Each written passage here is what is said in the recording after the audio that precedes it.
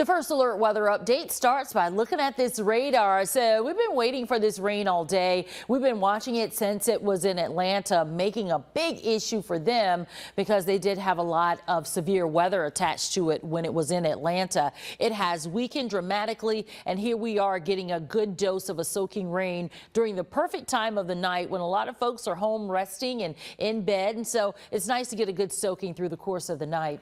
All right, up near Kershaw County, you're getting some heavy rain. It's moving out of Lake Wateree. It's over into Bethune and Cassets now. Bishopville, heads up for you. You're next in line to get a good dose of rain from this. Dalzell, next for you too. You'll be getting some good rain here, continuing in Eastover, and then Sumter in about the next 15 to 20 minutes. It's on the way. St. Matthews, good rain falling for you at a moderate to heavy clip. Also in Cameron and Orangeburg, still getting some rainfall. This is the area, the southern sector of it, that was actually severe a little bit earlier. We were watching this area closely for the possibility of one or two of these storms possibly producing a severe cell, but it didn't because they weakened.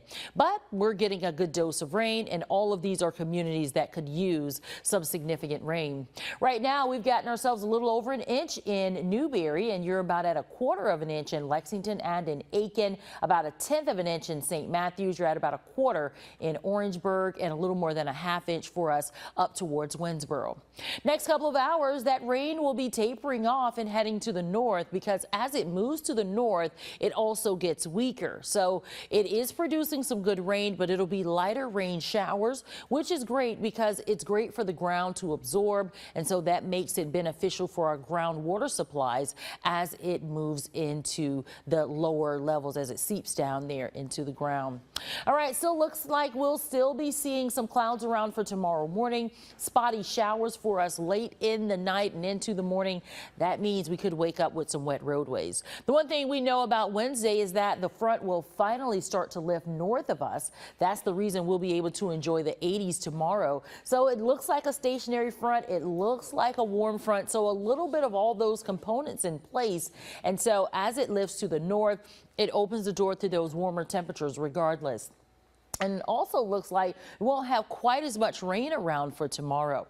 In addition to that, we still have our front back behind it. Now, this is the front that'll be knocking on the door as we get into your late Wednesday into Thursday and Friday.